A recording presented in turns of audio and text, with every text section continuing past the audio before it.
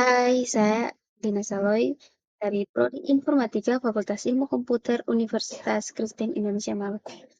Mata kuliah Kalkulus.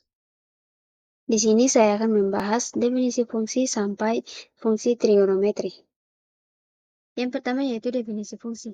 Jika variabel dia bergantung pada variabel X sedemikian rupa sehingga setiap nilai X menentukan tepat satu nilai Y, maka kita mengatakan bahwa Y adalah fungsi dari X.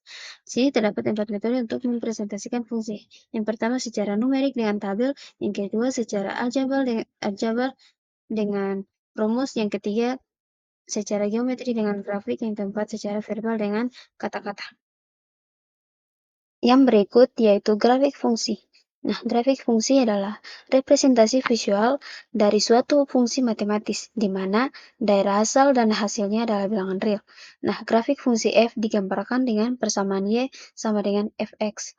Nah, di sini terdapat dua jenis grafik yang digunakan, yaitu sketsa kasar dan yang kedua sketsa halus. Nah, jika bentuk fungsi tidak diketahui dan hanya ada data, langkah pertama adalah memperkirakan bentuk fungsi tersebut.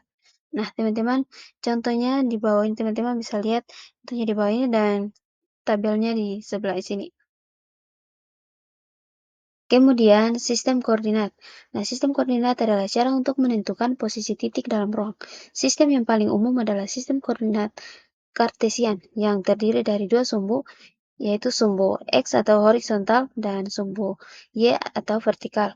Nah, titik pada bidang koordinat dinyatakan dengan pasangan X, Y, di mana X adalah nilai pada sumbu horizontal dan Y adalah nilai pada sumbu vertikal. Berikut adalah fungsi-fungsi istimewa. Nah, di sini terdapat 6 fungsi. Yang pertama yaitu fungsi tangga.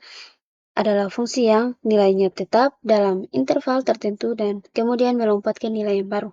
Yang kedua yaitu fungsi gasal. Fungsi gasal adalah fungsi yang memenuhi syarat f negatif x sama dengan negatif fx untuk semua x. Yang ketiga yaitu fungsi genap. Fungsi genap ini fungsi yang memenuhi syarat f negatif x sama dengan fx untuk semua x. Yang keempat yaitu fungsi aljabar. Nah, fungsi aljabar adalah fungsi yang dapat dinyatakan dengan menggunakan operasi dasar, yaitu penjumlahan, pengurangan, perkalian, pembagian, dan variabel. Nah, contohnya di bawah ini. Dan kemudian fungsi logaritma. Fungsi logaritma adalah fungsi yang merupakan inverse dari fungsi eksponensial. Yang terakhir yaitu fungsi eksponensial adalah fungsi yang memiliki bentuk fx sama dengan a dipangkatkan x, di mana a adalah bilangan positif dan a tidak sama dengan 1. Fungsi ini menunjukkan pertumbuhan atau penurunan yang cepat. Contohnya, fungsi fx sama dengan 2 dipangkatkan x adalah fungsi eksponensial yang menunjukkan pertumbuhan eksponensial seiring bertambahnya x. Oke, lanjut operasi pada fungsi. Nah, operasi pada fungsi mencakup berbagai cara untuk memanipulasi dan menggabungkan fungsi. Berikut adalah beberapa operasi dasar pada fungsi. Nah, operasi aritmetika pada fungsi. Jika terdapat dua fungsi fx dan gx, maka operasi berikut dapat dilakukan dengan cara di bawah ini, teman-teman. Oke, selanjutnya yaitu komposisi fungsi. Nah, komposisi fungsi adalah operasi yang menyusun satu fungsi di dalam fungsi lainnya. Jika fx dan gx adalah dua fungsi, maka komposisi fungsi didefinisikan sebagai contoh di bawah ini. Dan kemudian fungsi inverse.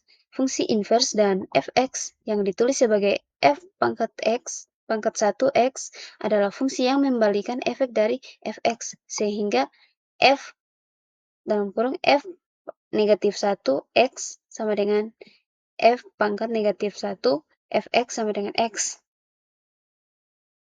Kemudian yang terakhir yaitu fungsi trigonometri. Nah, fungsi trigonometri adalah fungsi matematika yang berhubungan dengan sudut yang panjang sisi dalam segitiga siku-siku.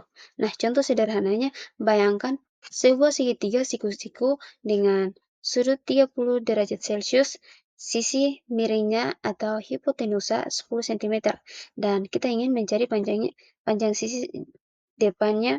Teman-teman bisa menggunakan contoh rumus sinus di bawah ini. Dan hasil dari ini adalah jadi panjang sisi depan segitiga tersebut adalah 5 cm. Informasi yang saya pakai. Sekian dan terima kasih.